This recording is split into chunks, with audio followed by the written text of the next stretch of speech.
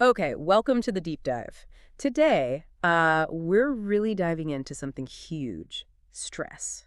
But we're going way beyond just, take a bubble bath advice. We're looking at how stress is actually like physically hijacking your brain, stealing your focus, your peace. Yeah, it's almost like a cognitive crisis, really, not an exaggeration. Yeah. Because if we don't grasp the actual physiological switch that flips when we get stressed, Yeah.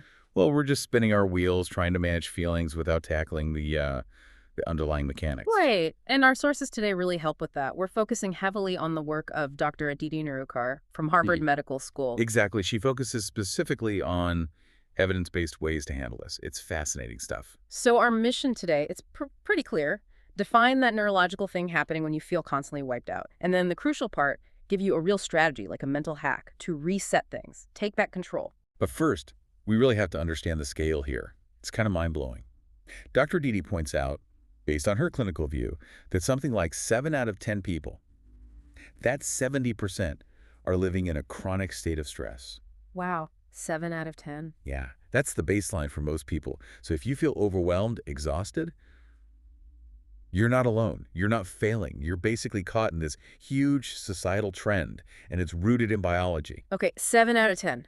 That changes everything. That Yeah. exhaustion isn't just lack of sleep then, it's Right. it's neurological vigilance, constant alert mode. Precisely. Dr. Aditi really emphasizes this. Stress isn't just feeling tense. It's a physiological state in the brain. Yeah. And it actively messes with our ability to think clearly, to function at our best. And you see the fallout everywhere, right? Not just headaches. Oh, totally. It shows up in places we often blame on ourselves, like personal failure. Think about that loud inner critic, or always doubting yourself, comparing yourself to others, or that awful cycle of procrastinating, then burning out, even when you're really ambitious. Stress is often underneath that. That makes so much sense. So if you're stuck doom scrolling or you just can't switch off from work, or maybe you feel like you've lost all your patience, it's not a willpower problem. No, it's very likely a symptom of a stressed brain, a brain that's literally blocked from using its higher level thinking skills. So how do we fix it? Where do we start? Well, first step is knowing who's supposed to be in charge. Normally, your brain's executive functions, they're run by the prefrontal cortex, the PFC. The PFC. Okay, what does that part do? That's the sophisticated, modern part. Planning, organizing, memory, logical decisions. It's where you choose how to respond intentionally, thoughtfully. To be that calm, effective version of yourself, the PFC needs to be driving the bus. Okay, the PFC is the driver, but then something stressful happens, like a nasty email or getting stuck in traffic, Right. Any trigger, big or small. and suddenly the PFC is silenced. Just like that. How does that automatic reaction take over the logical part? It's the power of the primal brain. When your brain perceives stress, any stress, an automatic switch flips, and control shifts instantly to the amygdala. The amygdala. Okay. It's this tiny almond-shaped thing deep inside the brain, sometimes called the reptilian brain.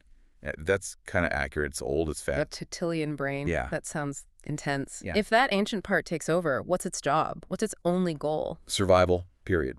Self-preservation. Right. That's it. It houses your fight, flight, or freeze response. Yeah. The second it senses a threat, and remember, for a chronically stressed brain, a long line can feel like a threat. Right. It just automatically grabs the wheel. No questions asked. That's why when you feel overwhelmed, you suddenly do things that make no sense later. Rash decisions. Like buying something you don't need, or, Right. yeah, sending that angry text you instantly regret. Exactly. Or snapping at someone you care about. You're not thinking rationally. You're literally being driven by a survival mechanism. So, going back to that 70% statistic, if that many of us are in chronic stress, it means the amygdala isn't just firing off occasionally, it's always on, humming in the background. That's a perfect way to put it. It's constantly humming, constantly vigilant, constantly consuming energy. Your brain is essentially locked in survival mode. And the consequences of that. They're huge. Dr. Didi confirms this neurologically.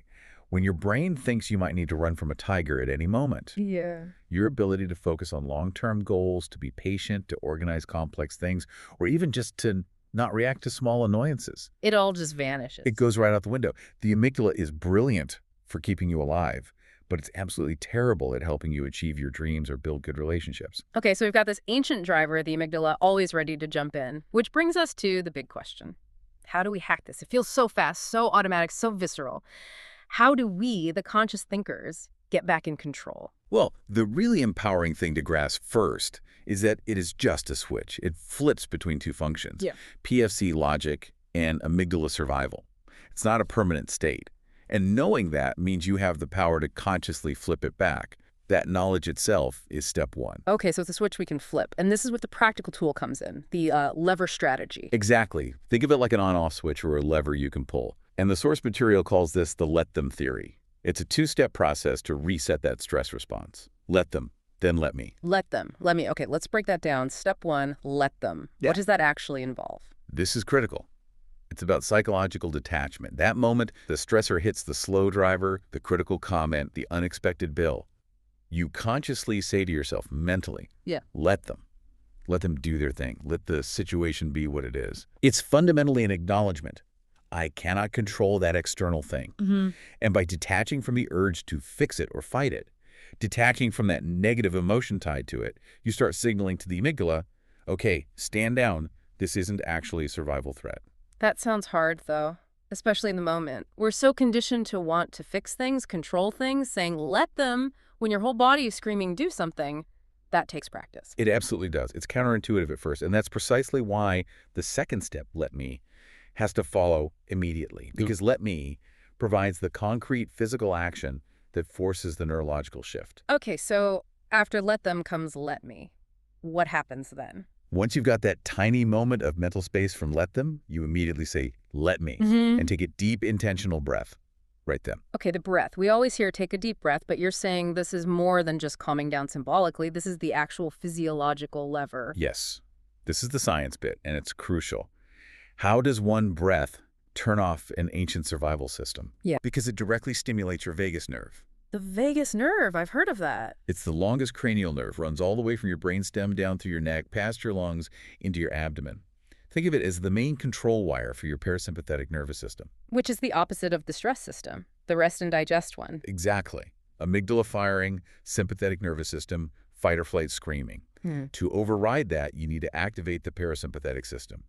And the vagus nerve is the key. So how does the breath activate it? When you take a full, deep breath, really feel the air expand your belly, not just a shallow chest gasp.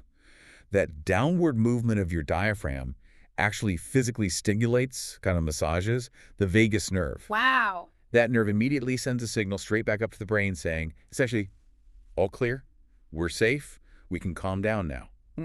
Dr. Aditi's work really highlights this. Vagal activation is scientifically proven to lower your heart rate, reduce cortisol. It's the direct biological antidote to the stress response. Okay, that's powerful. So the sequence is stress hits, mental step. Let them detach. Immediate physical step. Let me take a deep belly breath. Yes, that's the hack. Let me breathe. And the impact is, well, immediate. You actually feel a shift. You can. It allows you to pause, to choose your response instead of just reacting on impulse. Think about it. No more hours wasted stewing over something or writing angry emails you later delete or needing the last word in some pointless argument. You catch the amygdala before it fully hijacks your behavior. It really sounds like a practical way to get back some personal power in those moments. It absolutely is. Okay. Let's use that plain example to make it concrete. The stranger coughing behind you on a packed flight. Right. Okay, old way, pre-hack, coughing starts. I feel annoyed, maybe anxious. My amygdala starts humming. Yep. You might turn around, glare, maybe complain to the flight attendant, maybe even try to tell the person to cover their mouth. Focusing all my energy on them. Exactly. Focusing on what you cannot control.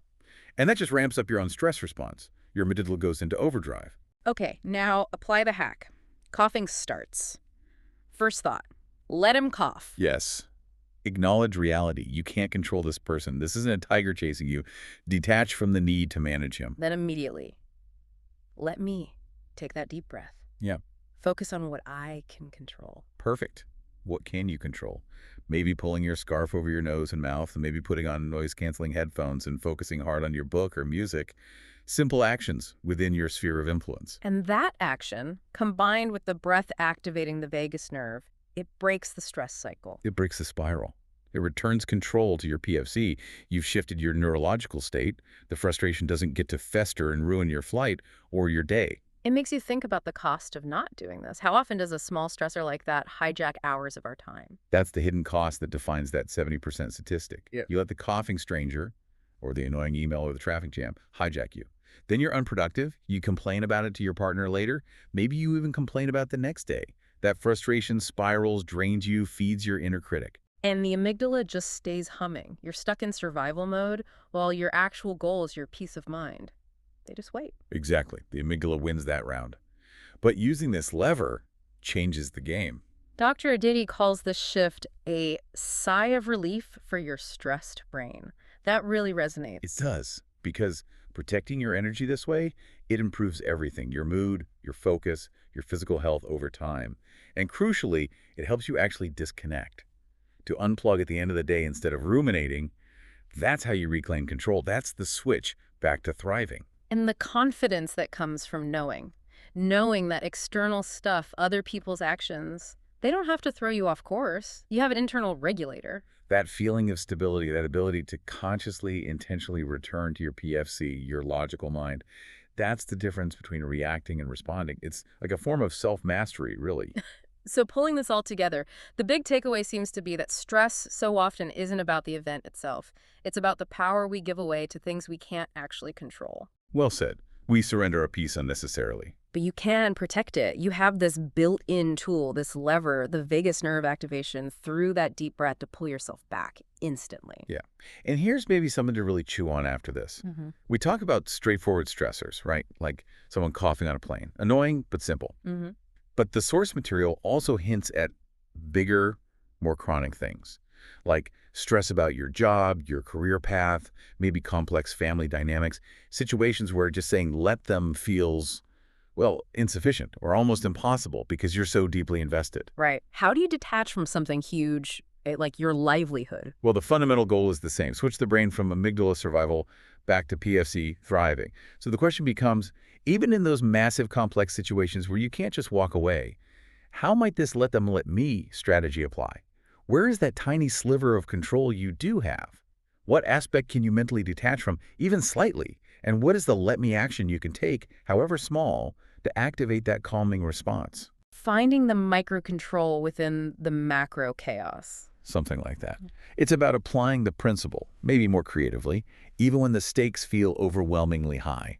Definitely something to keep turning over in your mind.